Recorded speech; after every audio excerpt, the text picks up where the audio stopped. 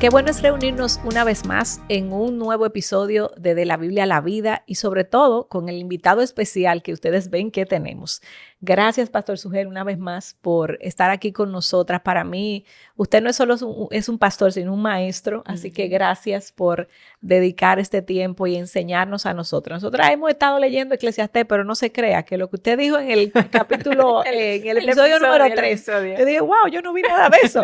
Y fue, pero leímos el mismo libro. Yo lo leí. ¿Qué fue lo que pasó? ¿Y qué pasó? Bueno, le damos gracias al Señor por usar siervos como usted, Amén, a quien Él le ha dado la capacidad de explicar con tanta gracia y con tanta profundidad al mismo tiempo las Escrituras. Así que aquí estamos sentadas para escucharlo. Amén. De verdad que es en serio que es un gran gozo. Yo sé que la gente acostumbra a decir eso. Gracias por invitarme a tu programa. Le creo. Pero se lo creemos. Se lo vamos a creer, sí. Gracias. Sí, y para que estés pendiente, no es el único episodio donde lo tenemos como invitado. Ya tuvimos un episodio anterior que si no lo has visto, pues te animamos a que después de este episodio, si quieres, puedas ir atrás y entonces ver ese episodio ahí del que mencionaba Charvela, que aprendimos tanto y que fue de tanta edificación. Y bueno, en ese episodio, ahí hicimos una introducción al Pastor Sugel, donde nos compartió un poquito de su familia, su iglesia y demás. Pero en este tenemos una pregunta así como de introducción.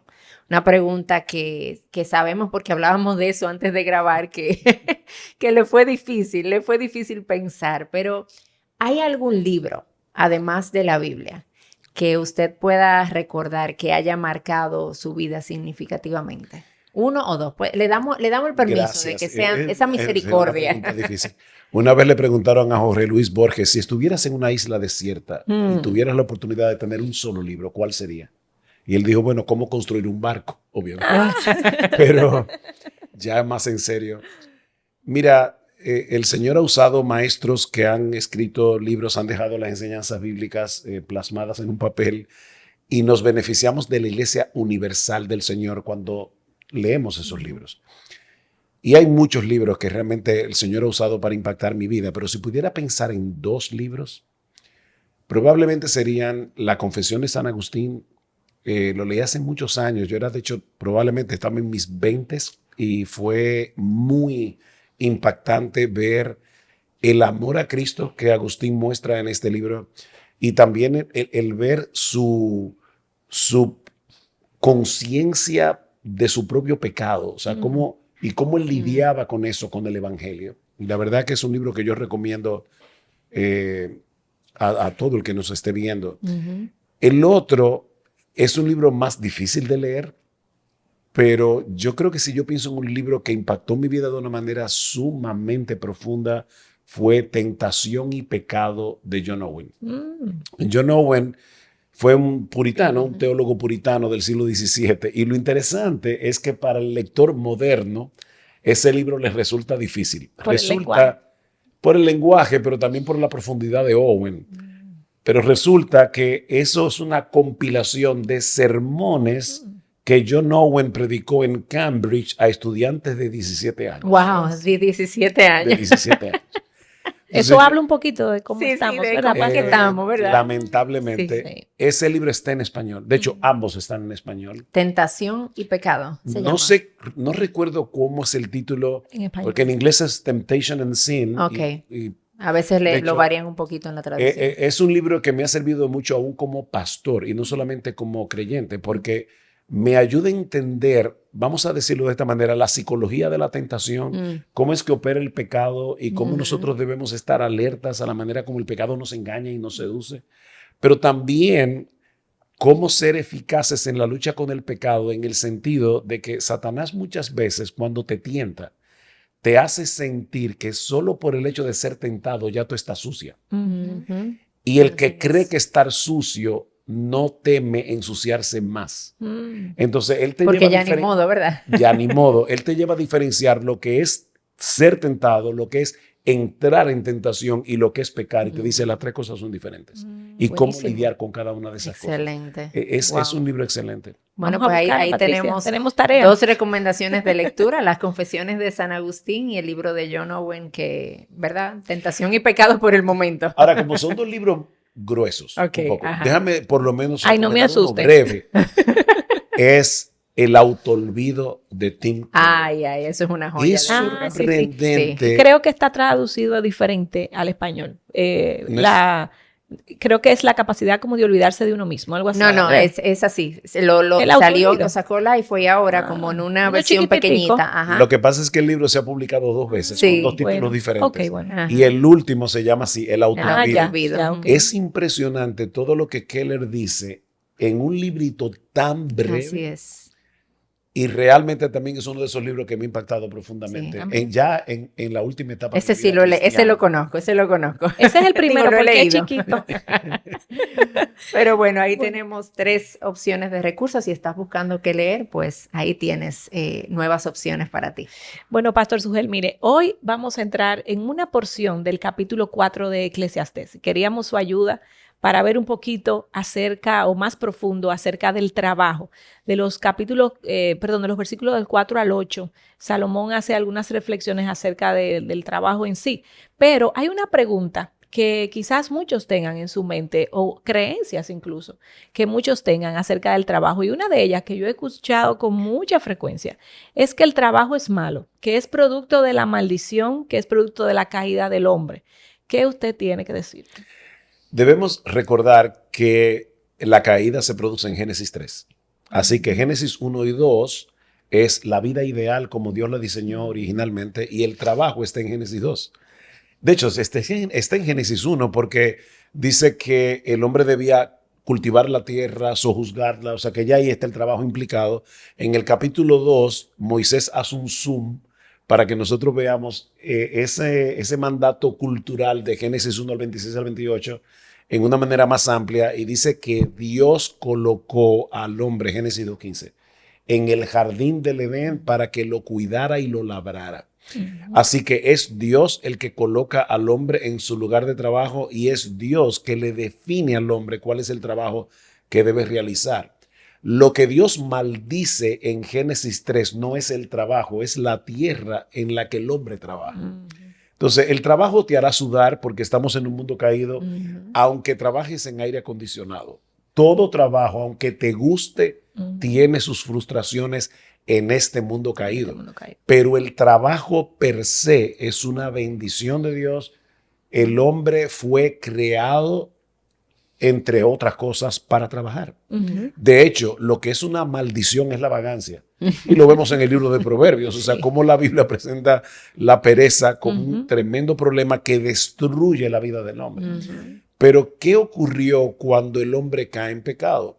Bueno, Dios maldice la tierra y definitivamente el trabajo se distorsiona. O sea, ahora nosotros no trabajamos para la gloria de Dios y para beneficiar a nuestra generación, sino que trabajamos para nuestro propio beneficio, trabajamos para la acumulación egoísta, trabajamos para hacernos de un nombre, y hay otros que ven el trabajo como una maldición y lo quieren evitar, y eso es parte de la caída. O sea que es parte de la maldición que vino y del daño que vino por causa del pecado. Así, o sea que, perdón. No, y que Dios mismo, dice Jesús, mi Padre trabaja hoy, o sea que es una actividad que todos debemos de hacer, y entiendo que vamos a seguir haciendo cuando estemos allá en el cielo, o sea que no es nada, no tiene nada que ver. Eso que tú acabas de decir, Charbel, es súper importante. Porque hay personas pensé que era polémico. Yo dije, no. Yo estoy trayendo cosas. Es súper importante porque dice que nosotros le serviremos, dice en Apocalipsis 22. ¿Por qué digo que eso es importante? Porque yo no sé, hay personas que tienen una concepción del cielo súper abstracta y se imaginan que van a estar flotando de nube en nube y tocando lira. Bebiendo piña colada. No. Eso es una vida bastante aburrida. Ay, sí. No, nosotros vamos a trabajar en el cielo, pero el trabajo en el cielo será totalmente beneficioso. Sin espinas y cardos. Exactamente. Qué bendición. Qué bueno, o sea que si tú querías tener una excusa teológica para no trabajar, tu teología acaba de ser cambiada a la manera correcta. Así es. Entonces, definitivamente no, el trabajo no es producto de la maldición. Entonces, ahora entrando a ver este tema del trabajo desde el libro de Eclesiastés, yo quisiera leer el versículo 4 del capítulo 4 que dice: he visto que todo trabajo y toda obra que se hace es el resultado de la rivalidad entre el hombre y su prójimo. También esto es vanidad y correr tras el viento. ¿De qué manera nosotros podemos ver en este versículo y aquí en el capítulo alguna de las motivaciones equivocadas que nosotros podemos tener frente al trabajo y cómo esas motivaciones las vemos ponerse de manifiesto? El capítulo 4 de Eclesiastés es hermoso porque habla acerca de la comunión, o sea, hay del solo. La soledad es un problema. Pero Salomón usa esa misma idea para mostrarte cómo en este mundo caído, dañado por el pecado, muchas veces el motor que mueve al hombre para trabajar es la rivalidad o la envidia. Es la competencia. Yo quiero tener más que el otro. Yo quiero ser más poderoso que el otro, más exitoso que el otro. Y eso hace del trabajo definitivamente una búsqueda insaciable que termina siendo vanidad de vanidades o, usando la expresión que el autor usa en el capítulo 1, es un correr tras el viento. Tú tratas de perseguirlo, pero nunca lo logras. Entonces, lamentablemente para muchas personas en esta vida debajo del sol, el trabajo tiene un motor equivocado y por eso termina en el lugar equivocado. Así es. Y como decía Rockefeller también, le preguntaron, ¿cuánto necesitas para estar satisfecho? Y él decía, un poco más de lo que tengo. Nunca llegaremos. Nosotros vivimos en una generación obsesionada con la productividad y con el éxito. Obviamente, viendo la productividad y el éxito de una manera muy humana. Porque yo debo ser productivo, claro, y yo debo tratar de hacer las cosas con excelencia, porque la palabra de Dios me manda a hacer mi mejor esfuerzo. De hecho, en Eclesiastés mismo dice, lo que te venga a la mano a hacer, hazlo con todas tus fuerzas. Pero la idea es, no, yo quiero ser productivo en el sentido de poder enriquecerme, de poder tener el mejor carro, tener la mejor casa. Y algunos lo justifican diciendo, es que yo quiero darle lo mejor a mis hijos. Mi mejor vida ahora. Exacto. Pero mira, la mejor vida ahora es un gran problema, pero peor todavía es el engaño del individuo que cree que por tener 2 trabajos y salir tardísimo de la oficina para darle lo mejor a sus hijos, cómo se está autoengañando porque le está quitando a sus hijos al padre o a la madre. Lo mejor, claro. O sea, los hijos se están educando solos porque los padres se están produciendo. Entonces, ven acá, ¿qué es lo mejor que tú le puedes darle a tus hijos? Eres tú. El estar con tus hijos, de darle tiempo de calidad.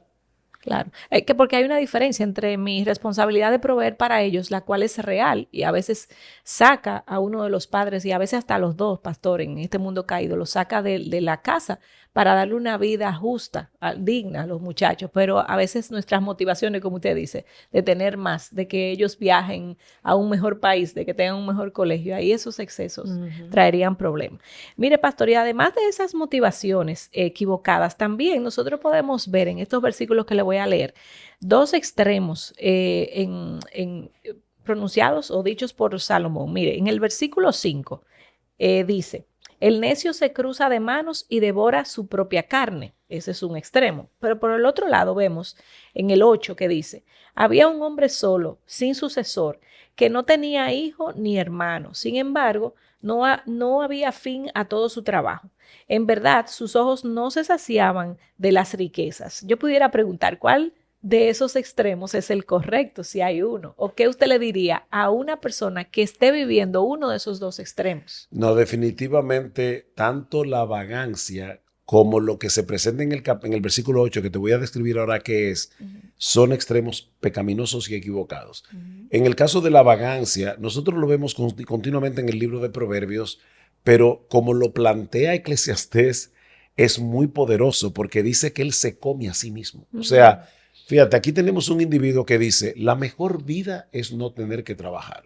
Yo recuerdo cuando yo era pequeño, en el pueblo donde yo nací, en San Juan de la Maguana, había un señor que decía, le decía, pero fulano, es que tú no trabajas. Dice, es que para mí el domingo es un día tan sagrado que yo creo que hay que celebrarlo 3 días antes y 3 días después. El asunto es que quería vivir de los demás. Domingo eterno. Exacto. Hombre piadoso ese. Muy piadoso. Ay, no. Sin embargo, la persona que vive de esa manera, en vez de disfrutar el hecho de que lo mantengan, lo que dice Eclesiastés es que termina destruyéndose a sí mismo. Y la expresión que usa es muy fuerte porque dice que se come su propia carne. Es una figura, obviamente, del lenguaje para decirte va a terminar autodestruyéndose. La vagancia destruye.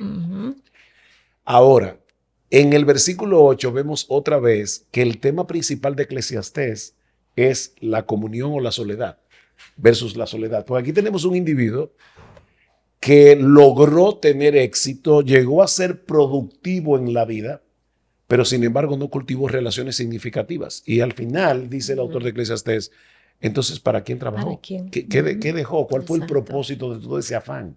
Pero de nuevo, fíjate que el tema es la soledad. La soledad. Como una persona egoísta quiere ser productivo para sí mismo, para su propio provecho, y al final termina destruyéndose igual que el vago. Exactamente. Los dos extremos, pero al final terminan en el mismo. Exacto, tienen el mismo punto. fin, cada uno de ellos. Y bueno, después de nosotros haber visto aquí como esas motivaciones equivocadas detrás del trabajo, cómo se va muchas veces detrás de la rivalidad, detrás de la envidia, en el trabajo también, nosotros quisiéramos ver entonces de qué manera vemos el trabajo a la luz del Evangelio y cuáles otros pasajes de las Escrituras nos enseñan cómo entonces debería ser nuestro trabajo, o sea, qué características debería tener. Hay una palabra que lamentablemente no se usa mucho hoy, es vocación. Y esa palabra lo que significa es llamado. Sí. Todo hombre tiene un llamado de Dios. En el pueblo evangélico muchas veces se cree que el único que es llamado es el pastor o el misionero. Sí. No, el médico fue llamado por Dios a ser médico, el es. abogado fue llamado por Dios a ser abogado. Y fíjate que nosotros somos copias de Dios, porque el arquitecto y constructor original es Dios. O sea que los ingenieros terrenales son una copia. El abogado es nuestro Señor Jesucristo, así que los abogados terrenales son una copia. Es cierto. O sea, nosotros somos copias que estamos llamados a glorificar a Dios con vocaciones diferentes y beneficiar a nuestra generación. En Hechos capítulo 13, hablando de otros textos fuera de Eclesiastés, se dice que David murió y fue llevado al Señor después de haber bendecido a su generación. Entonces nosotros debemos trabajar para la gloria de Dios y trabajar para beneficiar a nuestra generación con el trabajo que hacemos. Y es por eso que tenemos que ser excelentes. Y el otro texto clave aquí es Colosenses capítulo 3, versículo 22 en adelante. Dice, todo lo que hagáis, hacedlo de corazón como para el Señor y no para los hombres, porque a Cristo el Señor servís y de Él recibiréis la recompensa de la herencia. Entonces, si una persona que nos está viendo es ama de casa, si es secretaria, si es ingeniero, si es abogado, si es médico, óyeme, tu trabajo tú lo haces para Dios. Y precisamente por eso es que debe ser excelente. Sí. Y usted sabe, pastor, que muchas personas ven el trabajo pastoral como algo más piadoso que el trabajo secular. Y no es así. Una persona que Dios ha llamado, por ejemplo, a ser abogado y dice, bueno, ese es el llamado que Dios le dio y decide ser pastor.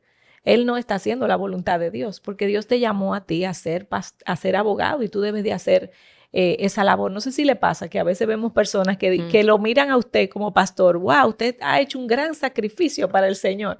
Y no, tú también puedes hacer sacrificios dentro de donde Dios te ha colocado. Es una dicotomía entre lo secular y lo sagrado que nosotros no vemos en las Escrituras. Yo sé que esta película no es de la época de ustedes, pero Carros de Fuego, que narra Pastor, la yo historia, le he oído y creo que le he visto. Tú la has oído. Esa película narra la historia de Eric Liddell, que fue un gran corredor. Pastor, yo la vi la película, déjeme decirle. Siéntase mejor. Él fue un gran corredor que ganó, rompió el récord en las Olimpiadas de París, corriendo los 400 metros, porque no quería correr en domingo, porque la carrera de 200 metros, que era su especialidad, la pasaron para el domingo y él dijo, yo no corro. Y el príncipe de Gales le pidió que corriera y dijo que no. Y cuando él iba a correr 400 metros, alguien viene de las gradas y le da un papelito a un amigo de él que decía, Dios honra a los que le honran. Y Eric Liddell rompió el récord mundial en una disciplina que no era la suya. Pero hay una escena en esa película porque él terminó muerto por los comunistas en China como misionero. Fue un hombre que dio su vida por el Señor. Pero hay una escena de la película que yo no sé si sucedió en la vida real, pero su hermana no estaba de acuerdo con que él corriera porque lo veía como algo mundano. Y ella le dice, pero ¿y por qué tú corres? O sea, tú tienes que dedicarle toda tu vida a ser misionero. Y él dice, porque Dios me hizo rápido. Y cuando yo corro, yo siento sobre mí la sonrisa de Dios. Amén. Y esa escena me encanta Wow. porque Sí. yo puedo pensar en un médico que va a entrar en una sala de cirugía y piensa, wow, yo tengo la sonrisa de Dios sobre mí porque yo estoy haciendo aquello Amén. para lo cual Él me creó. O sea, Así es.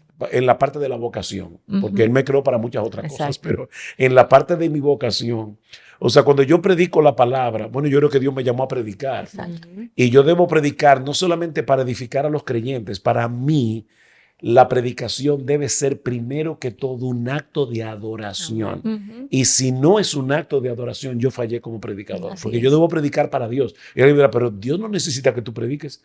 No, Él no necesita que yo le predique. Exacto. Ni necesita que yo predique tampoco, pero Pero Él Dios quiere se usar. goza Amén. cuando yo pongo mis dones en operación porque Él fue el que me los dio. Él, Así es. Pero también Dios se goza cuando tú pones los tuyos en operación. Así es. Ujú. Lo importante Qué es gozo hacerlo. poder vivir de esa manera y trabajar teniendo eso en mente, la sonrisa de Dios sobre mí al hacer lo que Dios me ha llamado a hacer. Bueno, Pastor Sugel, pues yo le voy a hacer una última pregunta y se la voy a leer porque quiero que sea tal cual.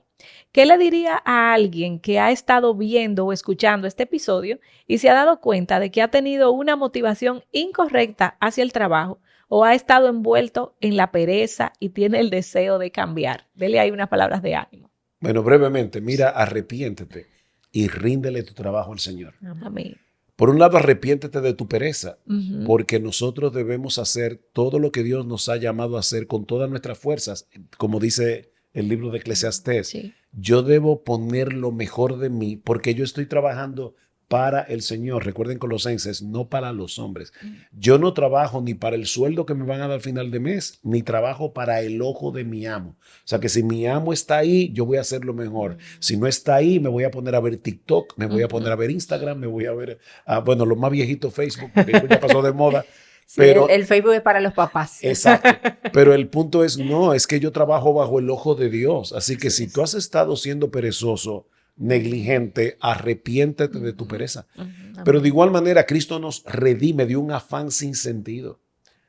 Cuando yo trabajo para Cristo, yo también voy a saber cuándo es el momento de parar, cuándo es el momento de descansar, cuándo es el momento de reponer fuerzas para poder seguir sirviéndole a Él. Así que arrepiéntete y ríndele a Cristo tanto tu pereza como tu afán sin sentido y trabaja para la gloria de Dios, porque eso te va a librar de los dos extremos. Amén. Amén. Muy bien. Amén. Y qué bueno que en Jesús tenemos a uno en quien encontramos redención, ¿verdad? Y encontramos perdón cuando lo hemos estado haciendo de la manera incorrecta. Amén. Pastor Sugel, gracias. Gracias por su tiempo. Nosotros sabemos lo valioso que es el tiempo, las responsabilidades que el Señor ha puesto en su vida y que usted haya sacado este tiempo para estar aquí con nosotras en estos episodios ha sido un regalo para nuestras vidas Amén. y sabemos que de edificación para todos los que estén viendo. Así que muchísimas gracias por eso y muchísimas gracias a ti que estuviste con nosotras en este episodio de La Biblia a la Vida.